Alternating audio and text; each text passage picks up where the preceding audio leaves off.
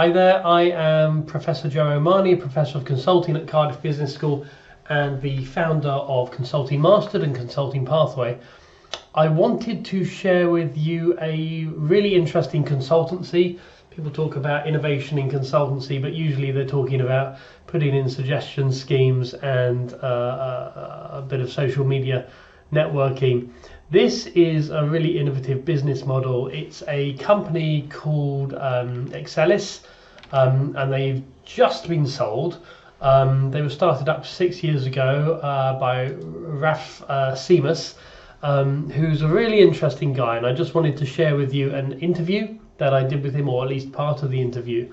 Exellys is what they call a talent incubator, so they've created that term.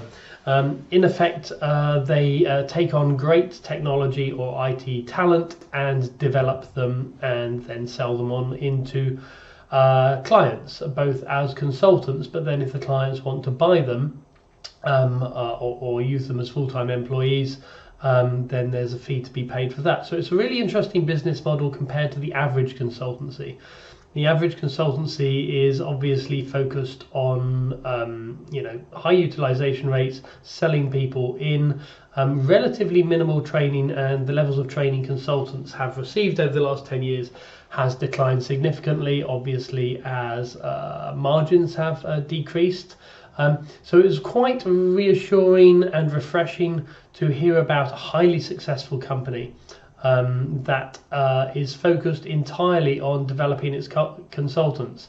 One of the key phrases Raf told me in the interview was that his employees were more important to him than his clients, and you never hear that in consultancy, certainly not quotable. Most consultancies say that their employees are their greatest assets, but especially with the large consultancies, if you look how they're used at 90% utilization, they're hammered quite hard, their pay is often restricted, or has been recently as margins have been quite tight. And the focus, at least in the implemented consultancies, on a sort of plug and play form of human resourcing kind of goes against the statement that people are our greatest asset. So Raf started Exellys in 2014 and sold it this year to a company called where are we? I've completely forgotten what they're called. I'll get back to you on that, which is a really fast turnaround. So I interviewed Raf about how he started it up, how he got into it, and what became really clear was that Raf has a rather unique and powerful ability to connect with, understand, and develop the trust of the people that he works with. And you often hear about trust in terms of client relationships, but you rarely or less often hear about trust in terms of the employees themselves. And it was really refreshing to hear his story. You can check out the company itself. So Exellys' website is still up, and I still think it's going to operate as an independent company, even though it's been sold. Projective is the name of the company it's been sold to. So not a large consultancy, but so you can look up the company Exellys. They win loads of awards. They've just been successfully sold. If you look at them on Glassdoor, their ratings from their employees are incredibly high. I think 4.7, 4.8 on average, which is really up there. Their turnover is incredibly low. In effect, their business model is incredibly innovative, but also quite simple. So they really focus on getting young, bright tech graduates in and then developing them. And the development isn't just your standard training that you get in a consultancy. They have their standard training, but they also sort of have a deal with the employee where they give them funding to develop themselves, pretty much any training program they want. And they continue to train them when they're working with clients. And there's been a few instances where where the consultant didn't like the client and they were taken off the case, and sometimes the client has lost the business altogether. So it's a really unusual way. Now they're in a position to do this because they have such high quality employees. Obviously, if you're tech or you're digital, excuse me, you have a massive advantage because demand greatly outstrips supply. But even so, the growth of the company is interesting.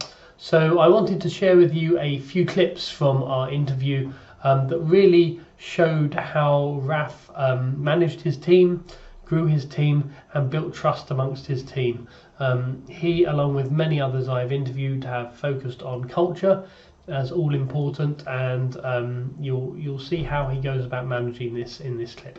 Taking care of your people should be number one, I think, in consultancy, and helping them grow to the next level. It's a kind of an agreement that you have to make with your staff that, okay, you will help us making our clients happy with what you do, and we will help you to grow to the next level. So you will grow also in responsibilities.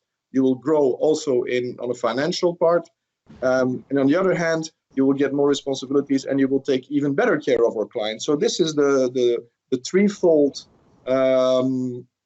agreement that you need to set up and that you need to control as a consultancy company.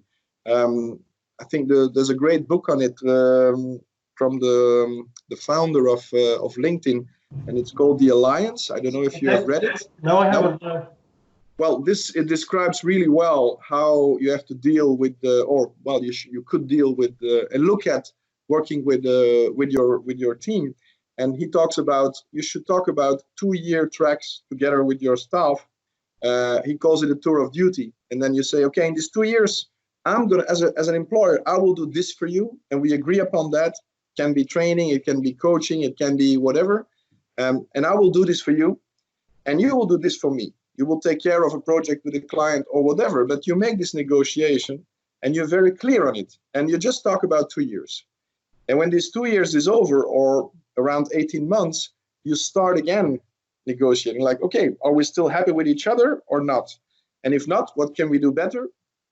Or maybe we should just leave because we cannot provide what you are looking for anymore. Because at a certain point in time in your career, it can be that the company where you're working for can't deliver or can't bring what you really need. It can be that, your interests are shifting, or your ambitions are higher or maybe lower than expected, or maybe you don't want to work as a consultant anymore because working as a consultant, you need to be more flexible because 1 month you could be on this project and the next month somewhere else.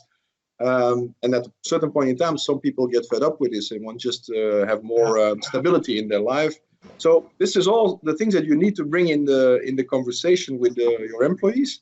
And this is what I've done with Exellys. So we have always 2 programs ready, 2 training programs, programs of 2 years, in which we say, okay, this is what we will do for you. We'll bring you from a graduate level to a professional level, and this is how we're going to do it. So this is the trainings which are mandatory, because we really believe that it's necessary as a consultant that you can master these skills or knowledge. There's a part, you have a budget that we will negotiate upon, which is really good for your career, and you can spend it on almost whatever kind of training you want, which is of course relevant for your profession. We're not going to pay for I don't know what cooking class or something like that, but I mean, for the rest, everything which is relevant for your job, they can decide upon themselves. And then the third part is also the peer group community, let's say, where you need to contribute. You need to contribute because we also receive a lot from your peers, and that's also something that we also facilitate within Exellys. And if I look back on the success, or I think it's this what we have in place, these very transparent and very open programs, which are at one point very clear and precise, but they also allow a lot of flexibility.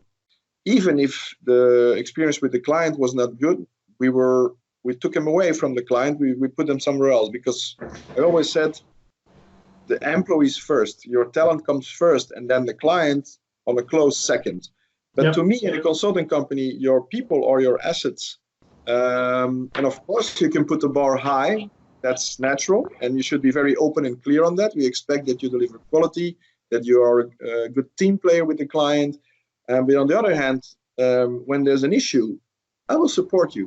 And when there's a problem with the client and you don't want to work there anymore, then we'll end the contract. Even though that the client will not be happy, we will end the contract. And I did it more than once. Also, we had people on the bench the first year, which cost, as you know, a lot of money. And we didn't fire them. We just say, because we believed in their capacities, and we said, we're not going to fire you. We're going to find you another solution, another project.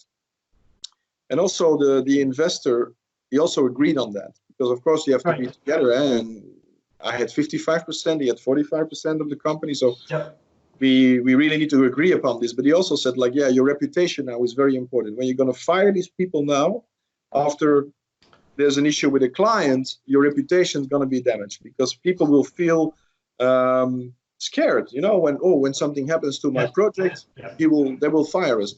So we didn't do that, although we were losing money for a few months. But the reputation was much more important than the money in the first years, and it still is. Basically, it still is. Reputation is everything in consulting, I believe. Your reputation. It's interesting you say that, because you hear that all the time. But when people say it, they're talking about their clients. They're talking about how clients see the consultancy. I very, very rarely hear any partner or owner talk about their employees in that way. Really? And I mean, everyone says it. Everyone says, our greatest asset is our employees, blah, blah, blah. But, very often, especially in the larger companies, they work them until they have a nervous breakdown. So I was at a large consultancy last week, and their utilization rate was 98% for juniors. Yeah. And I mean, when I was consulting, it was 80%. Now, of course, the partners were, thinking fantastic, we're making a lot of money, but I've never seen a more stressed looking team in my life. And it's unsustainable, and it's really nice to hear. And this is why, if you look at Glassdoor, so I looked at Glassdoor, doing a bit of research, you get incredible reviews. Whereas, some of the companies with wonderful brands and their clients would buy them up, don't have great reviews from their employees. Yeah.